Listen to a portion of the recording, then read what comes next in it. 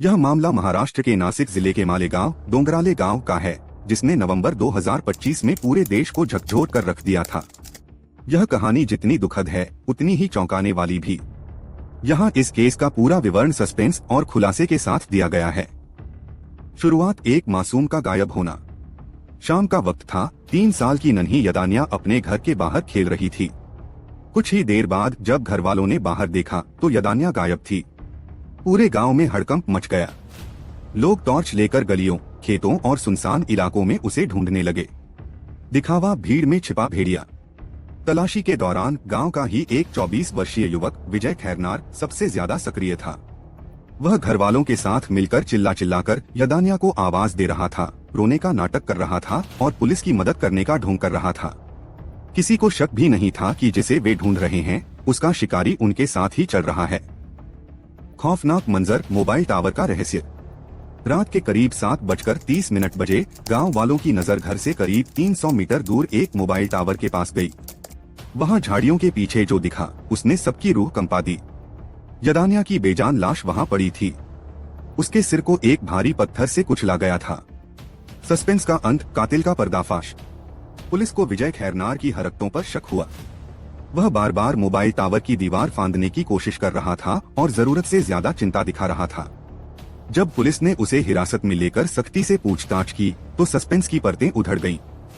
लालच। विजय ने मासूम यदान्या को चॉकलेट का लालच देकर सुनसान जगह पर बुलाया था। दरिंदगी, उसने बच्ची के साथ दुष्कर्म, रेप किया। पहचान छुपाने का डर। जब उसे डर लगा कि बच्ची घर जाकर सब बता देगी तो उसने पास पड़े एक भारी पत्थर से उसका सिर कुचलकर उसे मौत के घाट उतार दिया। ढोंग हत्या के ठीक बाद वह वापस गांव आया और मासूम के माता पिता के साथ उसे ढूंढने का नाटक करने लगा। वर्तमान स्थिति। इस घटना के बाद मालेगांव और आसपास के 20 गांवों में भारी आक्रोश फैल गया। लोग सड़कों पर उतर आए और आरोपी को फांसी देने की मांग की। पुलिस ने विजय खैरनार को गिरफ्तार कर लिया है और मामला फास्ट ट्रैक कोर्ट में ले जाने की तैयारी की गई। नोट, यह केस समाज में छिपे उन अपनों के प्रति सतर्क रहने की चेतावनी देता है जो मदद का मुखौटा पहनकर अपराध को अंजाम देते हैं। क्या आप इस केस से जुड़ी कानूनी कार्यवाही या पुलिस की चार्जशीट के बारे में और जानना चाहेंगे? यदान्या हत्याकांड की गुत्थी जब सुलझी तो पुलिस भी दंग रह गई। इस मामले में सस्पेंस केवल कत्ल तक सीमित नहीं था, बल्कि कातिल की डबल पर्सनैलिटी और उसके बाद के घटनाक्रम ने सबको हिलाकर रख दिया। यहाँ इस केस की कुछ और गहरी और चौंकाने वाली परतें दी गई हैं। 1. कातिल की ओवर एक्टिंग ने फंसाया। सस्पेंस तब बढ़ा जब पुलिस ने गौर किया कि विजय खैरनार, आरोपी, घटना के बाद से पुलिस की जीप के इर्द गिर्द ही घूम रहा था। वह बार बार पुलिस को गुमराह करने के लिए खेतों की तरफ इशारा कर रहा था कि शायद कोई अजनबी उसे उधर ले गया है। पुलिस को शक हुआ कि एक आम ग्रामीण पुलिस की जांच में इतना दखल क्यों दे रहा है। जब डॉग स्क्वाड को बुलाया गया तो कुत्ता बार बार विजय के पास आकर रुकने लगा। यहीं से सस्पेंस यकीन में बदल गया। 2. मोबाइल टावर के पीछे का खौफनाक सच। जांच में पता चला कि विजय ने उस मासूम को मोबाइल टावर के पास बने एक सुनसान कमरे या शेड के पीछे निशाना बनाया था। वहां सन्नाटा रहता था, इसलिए बच्ची की चीखें किसी को सुनाई नहीं दी। हत्या करने के बाद उसने बच्ची के चेहरे को पत्थर से इतनी बुरी तरह बिगाड़ दिया था कि पहली नजर में उसे पहचानना मुश्किल हो गया था। यह उसकी पहचान मिटाने की एक सोची समझी साजिश थी। 3. गांव का आक्रोश और एनकाउंटर की मांग। जैसे ही पुलिस ने विजय को गिरफ्तार किया, पूरे मालेगांव में तनाव फैल गया। हजारों की भीड़ ने थाने को घेर लिया। सस्पेंस इस बात का भी था कि क्या पुलिस उसे भीड़ से बचा पाएगी। स्थिति इतनी गंभीर थी कि पुलिस को आरोपी को सुरक्षित निकालने के लिए अतिरिक्त फोर्स बुलानी पड़ी और उसे गुप्त तरीके से नासिक शिफ्ट करना पड़ा। 4. फास्ट ट्रैक न्याय की मांग। महाराष्ट्र सरकार और स्थानीय प्रशासन पर भारी दबाव है। इस केस की तुलना बदलापुर केस से की जा रही है। चार्जशीट। पुलिस ने रिकॉर्ड समय में सबूत इकट्ठा किए हैं ताकि आरोपी को कम से कम समय में फांसी की सजा दिलाई जा सके। पॉक्सो। आरोपी पर पोक्सो एक्ट और हत्या की धाराओं के तहत मामला दर्ज है। निष्कर्ष। समाज के लिए एक बड़ा सबक। यह केस हमें सिखाता है कि अपराधी अक्सर कोई बाहरी नहीं बल्कि वही होता है जिस पर हम भरोसा करते हैं या जो हमारे सामने सबसे ज्यादा मददगार होने का दिखावा करता है। क्या आप इस मामले में पुलिस द्वारा इकट्ठा किए गए फॉरेंसिक सबूतों या अदालती कार्यवाही के अपडेट के बारे में जानना चाहते हैं? इस केस की गहराई में जाने पर कुछ ऐसे डार्क ट्विस्ट सामने आते हैं जो किसी थ्रिलर फिल्म की पटकथा जैसे लगते हैं, लेकिन हकीकत में वे बेहद डरावने हैं। यहाँ इस मामले के वे पहलू हैं जो कम ही लोग जानते हैं। एक साइकोलॉजिकल प्रोफाइल बगल में छुपना। अपराध विज्ञान क्रिमिनोलॉजी में एक टर्म है हाइडिंग इन प्लेन साइट। विजय खैरनार ने ठीक यही किया। जब गांव वाले बच्ची को ढूंढ रहे थे तो विजय ने ही सबसे पहले वहां देखो कहकर मोबाइल टावर की दिशा में इशारा किया था। वह चाहता था कि लाश जल्दी मिल जाए ताकि उसका ढूंढने का नाटक खत्म हो सके और वह शक के दायरे से बाहर रहे। उसे लगा था कि अगर वह सबसे आगे रहकर मदद करेगा तो पुलिस कभी उस पर शक नहीं करेगी। 2 फॉरेंसिक सबूतों का जाल। सस्पेंस तब पूरी तरह खत्म हुआ जब फॉरेंसिक टीम ने विजय के कपड़ों की जांच की। मिट्टी और खून के निशान, हालांकि उसने अपने हाथ धो लिए थे, लेकिन उसके कपड़ों पर मोबाइल टावर के पास वाली खास लाल मिट्टी और बच्ची के खून के सूक्ष्म छींटे, माइक्रोस्कोपिक ट्रेसेस पाए गए। सीसीटीवी फुटेज, पुलिस ने पास के एक पेट्रोल पंप और एक घर के बाहर लगे कैमरे को खंगाला, जिसमें विजय को बच्ची को चॉकलेट देते हुए और सुनसान रास्ते की तरफ ले जाते हुए देखा गया। यह इस केस का सबसे बड़ा टर्निंग पॉइंट था।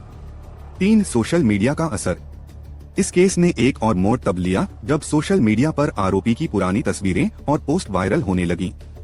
लोगों ने पाया कि वह फेसबुक पर एक साधारण और धार्मिक युवक होने का दिखावा करता था।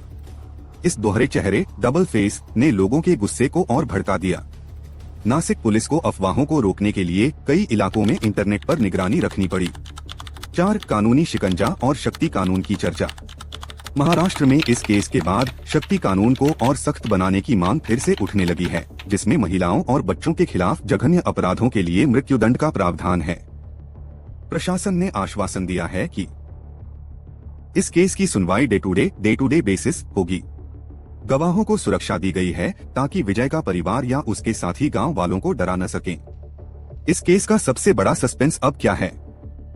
अब सबसे बड़ा सवाल यह है कि क्या आरोपी को फांसी की सजा कितनी जल्दी मिलेगी? कानूनी जानकारों का मानना है कि चूंकि यह रेयरेस्ट ऑफ रेयर की श्रेणी में आता है, मासूमियत, दरिंदगी और विश्वासघात का संगम, इसलिए इसमें कड़ी से कड़ी सजा तय है। क्या आप इस केस में कोर्ट के ताजा आदेशों या गांव वालों द्वारा किए गए विरोध प्रदर्शनों की और डिटेल्स जानना चाहेंगे? यदान्या हत्याकांड की परतों को जब और गहराई से कुरेदा गया तो पुलिस की तफ्तीश में कुछ ऐसे शॉकिंग खुलासे हुए जिसने इस केस को केवल एक अपराध नहीं बल्कि एक गहरी सामाजिक साजिश बना दिया। यहाँ इस केस के वे अनसुने और रोंगटे खड़े कर देने वाले फैक्ट्स हैं। 1, वह चॉकलेट का जाल, प्री प्लान्ड था। तफ्तीश में यह सस्पेंस खुला कि विजय खैरनार ने यह सब अचानक, हीट ऑफ द मोमेंट नहीं किया था। वह पिछले कुछ दिनों से बच्ची पर नजर रख रहा था। उसने जानबूझकर वही चॉकलेट खरीदी थी जो यदान्या को पसंद थी। उसने बच्ची का भरोसा जीतने के लिए पहले भी उसे टॉफी दी थी ताकि उस दिन वह बिना किसी शोर के उसके साथ चल दे। 2, कातिल का ठंडा दिमाग, कोल्ड ब्लडेड काम। सबसे डरावना सस्पेंस यह था कि हत्या करने और मासूम का चेहरा पत्थर से कुचलने के बाद विजय सीधे अपने घर गया। उसने बहुत शांति से हाथ मुंह धोए, कपड़े बदले और फिर चाय पीकर बाहर निकला। उसके चेहरे पर रत्ती भर भी घबराहट नहीं थी। जब वह तलाशी अभियान में शामिल हुआ तो उसने जानबूझकर बच्ची के पिता के कंधे पर हाथ रखा और उन्हें ढांढस बंधाया। यह उसकी क्रूरता की पराकाष्ठा थी। 3, forensic suspense, the nail marks. Police को विजय पर पक्का यकीन तब हुआ जब उसके गले और हाथों पर खरोंच के निशान मिले। 3 साल की मासूम ने अपनी जान बचाने के लिए आखिरी पलों में संघर्ष किया था। विजय ने पुलिस से झूठ बोला कि वह झाड़ियों में गिर गया था, लेकिन फॉरेंसिक टीम ने जब उन खरोंचों से लिए गए स्किन सैंपल्स की जांच की तो वे यदान्या के डीएनए से मैच कर गए। यह इस केस का स्मोकिंग गन, अकाट्य सबूत साबित हुआ। 4, गांव का जन अदालत, पब्लिक आउटरीच। जब आरोपी को क्राइम सीन रिक्रिएशन घटनास्थल पर ले जाकर सीन को दोहराना के लिए ले जाया गया तो पुलिस को भारी सस्पेंस और डर था कि कहीं भीड़ उसे छीनकर मार न डाले। पुलिस ने डमी आरोपी का इस्तेमाल करके रिहर्सल की। असली आरोपी को भारी सुरक्षा के बीच बुलेट प्रूफ जैकेट पहनाकर वहां ले जाया गया क्योंकि लोगों ने उसके घर को फूंकने की कोशिश की थी। 5, वकील का इनकार। इस केस में एक और मोड़ तब आया जब स्थानीय बार एसोसिएशन के वकीलों ने सामूहिक रूप से घोषणा कर दी कि कोई भी वकील विजय खैरनार का केस नहीं लड़ेगा। यह सस्पेंस पैदा कर गया कि क्या कानूनी प्रक्रिया अटक जाएगी। हालांकि संवैधानिक नियमों के तहत उसे सरकारी वकील दिया गया है, लेकिन जनभावना पूरी तरह उसके खिलाफ है। अब आगे क्या? अब सबकी नजरें डीएनए रिपोर्ट के फाइनल सबमिशन और कोर्ट की डेथ वारंट कार्यवाही पर हैं। पुलिस इसे एक ऐसा वाटरटाइट केस बनाना चाहती है जिसमें आरोपी को बचने का एक भी रास्ता न मिले। क्या आप जानना चाहेंगे कि महाराष्ट्र पुलिस ने इस केस को सुलझाने के लिए किस नई तकनीक का इस्तेमाल किया या इस घटना के बाद गांव की सुरक्षा व्यवस्था में क्या बदलाव आए हैं? यदानिया केस की परतें जैसे जैसे खुल रही हैं, इसकी क्रूरता और साजिश का स्तर किसी भी इंसान को दहला सकता है। इस मामले में कुछ ऐसे हिडन फैक्ट्स हैं जो जांच के दौरान सामने आए। एक, मोबाइल टावर का डार्क कोना। जांच में यह बात सामने आई कि विजय ने उस मोबाइल टावर परिसर को पहले से ही रेकी रीज करके चुना था। वहां सुरक्षा गार्ड नहीं था और टावर के चारों ओर ऊंची झाड़ियां थीं। सस्पेंस यह था कि उसने बच्ची को मारने के बाद उसे झाड़ियों में इस तरह छुपाया था कि अगर वह खुद इशारा न करता तो शायद लाश अगले दिन तक भी न मिलती। वह चाहता था कि लाश जल्द मिले ताकि वह पुलिस की जांच को अपनी आंखों के सामने देख सके। 2, आरोपी की हिस्ट्री का सस्पेंस। पुलिस ने जब विजय का पिछला रिकॉर्ड खंगाला तो एक चौंकाने वाला सस्पेंस सामने आया। गांव के कुछ लोगों ने दबी जुबान में बताया कि वह पहले भी छोटी बच्चियों का पीछा करता था या उन्हें गलत तरीके से देखता था, लेकिन पड़ोसी और जान पहचान होने के नाते किसी ने कभी पुलिस में शिकायत नहीं की। यदानिया की मौत उन अनदेखी चेतावनियों का नतीजा थी। 3, वह आखिरी सेल्फी और फोन डेटा। पुलिस ने विजय का मोबाइल जब्त किया तो उसमें से कुछ डिलीट किए गए फोटो और सर्च हिस्ट्री मिली। सूत्रों के अनुसार वह इंटरनेट पर अपराध के बाद पुलिस से कैसे बचें और पकड़े जाने पर क्या बहाना बनाएं जैसी चीजें सर्च कर रहा था। इससे यह साबित हुआ कि यह कोई गुस्से में किया गया कृत्य नहीं था, बल्कि एक प्रीमेडिटेटेड मर्डर, सोची समझी हत्या थी। 4, गांव का सन्नाटा और बहिष्कार। इस घटना के बाद डोंगराले गांव में अब भी शाम ढलते ही सन्नाटा पसर जाता है। सस्पेंस अब डर में बदल चुका है। आरोपी के परिवार को गांव वालों ने पूरी तरह बहिष्कृत, सोशल बॉयकॉट कर दिया है।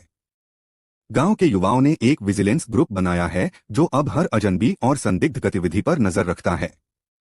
5, फास्ट ट्रैक का दबाव। महाराष्ट्र की राजनीति में भी इस केस ने भूचाल ला दिया है। विपक्ष और सत्ता पक्ष दोनों ही इस पर कड़ी नजर रखे हुए हैं। सस्पेंस अब कानूनी प्रक्रिया को लेकर है। क्या आरोपी को मृत्युदंड, डेथ पेनल्टी के लिए पर्याप्त सबूत मिल पाएंगे? पुलिस ने दावा किया है कि उनके पास 65 से ज्यादा गवाह और पुख्ता साइंटिफिक रिपोर्ट्स हैं। निष्कर्ष, न्याय की घड़ी। यदानिया का परिवार अब बस एक ही सस्पेंस के खत्म होने का इंतजार कर रहा है, वह दिन जब कोर्ट से फांसी का फैसला सुनाया जाएगा। यह केस अब केवल एक मर्डर मिस्ट्री नहीं, बल्कि मासूमियत बनाम दरिंदगी की सबसे बड़ी कानूनी लड़ाई बन चुका है। क्या आप इस केस में आरोपी के परिवार के बयानों के बारे में जानना चाहते हैं या पुलिस द्वारा दाखिल की गई चार्जशीट की मुख्य बातों पर चर्चा करना चाहेंगे? यदानिया केस की चार्जशीट और आरोपी के परिवार के बयानों ने इस पूरे मामले में एक नया और इमोशनल मोड़ ला दिया है। पुलिस ने जो दस्तावेज अदालत में पेश किए हैं वे किसी भी पत्थर दिल इंसान को रुला सकते हैं। यहाँ इस केस के सबसे ताज़ा और गहरे खुलासे दिए गए हैं। 1, आरोपी के परिवार का बयान, हमें नहीं पता था कि हम सांप पाल रहे हैं। विजय खैरनार के परिवार ने जो पुलिस को बताया वह बेहद चौंकाने वाला था। दिखावा, विजय के पिता ने बताया कि घटना वाली रात जब वह घर आया तो उसने बिल्कुल सामान्य व्यवहार किया। उसने परिवार के साथ बैठकर खाना खाने की कोशिश की ताकि किसी को शक न हो। बहिष्कार, गिरफ्तारी के बाद उसके परिवार ने उसे अपना बेटा मानने से इनकार कर दिया है।